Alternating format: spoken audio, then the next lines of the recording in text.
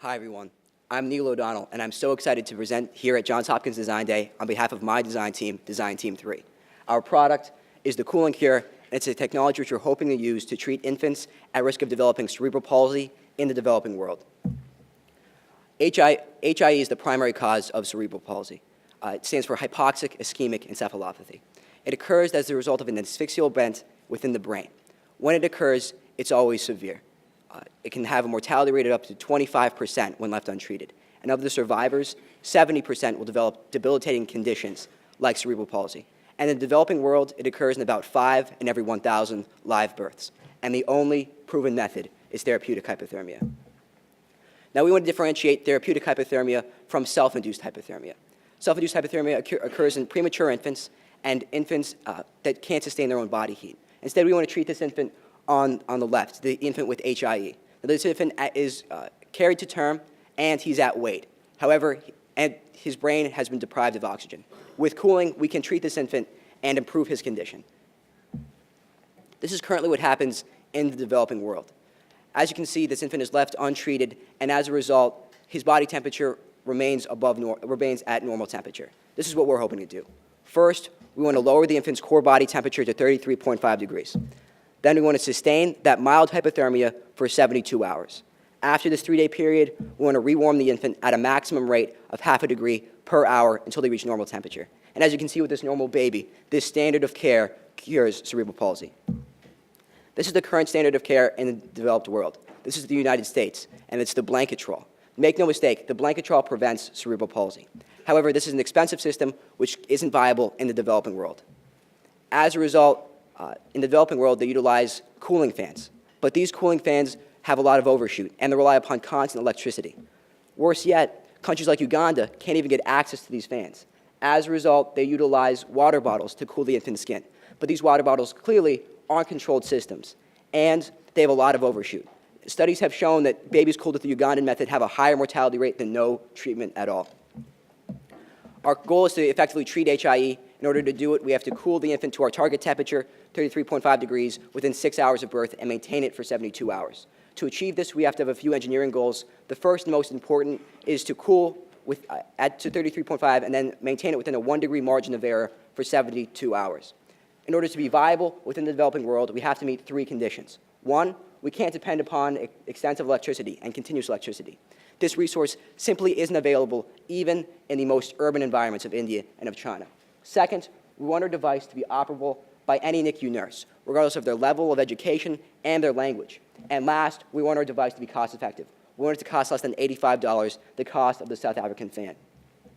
Our mission as a team is to design a cost-effective hypothermia device that requires less training and electricity in order to reduce the mortality and disability rate caused by asphyxia in the developing world. In order to accomplish this mission, our team considered several different sorts of systems. The first was cold water, but we found that the system lacked controllability, so we eliminated it. Next, we considered gel packs, but this was simply too expensive to include within a relevant product for India. Finally, we considered utilizing pelletry generators, but these generators relied upon constant electricity use. Then, we considered an idea which had been staring us in the face the entire time. This pot-and-pot cooler has been used to cool food in India and in China for 1,000 years. Therefore, it represents an ideal cultural method for us to use because it can be adapted to our medical application. But more than this idea is very cheap, and it doesn't utilize electricity but has effective cooling. It's our optimal solution. This is a computer-aided design of our device. As you can see, wet sand is sandwiched between 2 clay pots. Water is added to the sand, and that evaporation causes cooling. We also have a heat hammock. This heat hammock is used to better modulate our cooling. And last, we have several LEDs. This LED display provides a simple input of if the baby is too cold with a blue light, if the baby is too warm with a red light, and if the infant is within the desired range, a green light will be shown. This is our current prototype. As you can see, we have the heat hammock, we have the 2 pots, but we also have a layer of polyethylene around the inner pot. That layer of polyethylene makes the device easier to sterilize by the healthcare worker and more biocompatible for the infant. This is a proof of concept. This is how we cool. We add water to wet sand, and the water slowly evaporates out of the inner pot. As water evaporates, it takes the heat of the system with it, causing cooling. This is a model of our control system. We monitor the baby's temperature with a rectal thermometer. This provides the most accurate core temperature reading. If the baby is within our desired range, a green light is shown and we do nothing. If the baby is too warm, a red light will be shown. The healthcare worker will physically lower the infant deeper into the device by lowering the heat hammock. Also, they'll add water to the device to increase the rate of evaporation and of cooling. If the child is too cold, a blue light will be shown. And the healthcare worker will physically raise the heat hammock, raising the infant out of the cold air of the device and into the warmer surrounding air. Also, we'll stop adding water to the system, slowing the rate of evaporation and cooling. This is the warming system. This will be done after the 72 hours of cooling. Here we're concerned with the infant's change in body temperature, its rewarming rate. If the infant is warmed too slowly, we'll utilize the most natural source of heat for any infant, that of the infant's own mother. Utilizing the kangaroo mother care hold, or KMC, we'll put the infant next to the mother and utilize the mother as a source of heat. This will rewarm the infant more quickly. But if the infant is warming too quickly, we'll put the infant back into the device. Within this colder environment, the infant's rate of rewarming will slow. This is a mechanical model of this mechanical test of our device. We added water to the sand, and as we predicted, the inner pot's temperature reached 17 degrees. This was a key threshold which we needed to reach to effectively cool the infant. This is, after this mechanical test, we then went on to animal models. Utilizing a piglet test, we inserted a rectal thermometer and cooled the piglet's core body temperature. By utilizing our device, we're happy to say that we were able to lower the piglet's core body temperature from 18 degrees, a pig's natural temperature, to 33.5 degrees, our therapeutic range. More than this, we're able to maintain that therapeutic range within our margin of error for over 2 hours, demonstrating that we could have a sustained cooling effect. Also within this test, we rewarmed the piglet. We applied electric blankets to simulate the effects of KMC. Now, this step function of rewarming looks beautiful to me because it identifies that with KMC, we can rewarm the infant below our maximum range. Here's an instruction manual, which we'll include within the device. This instruction manual has graphics to allow any NICU nurse to use our device correctly, regardless of their language and level of education. And you could also see that pamphlet at our table. Bring your funny money. And here's a cost list.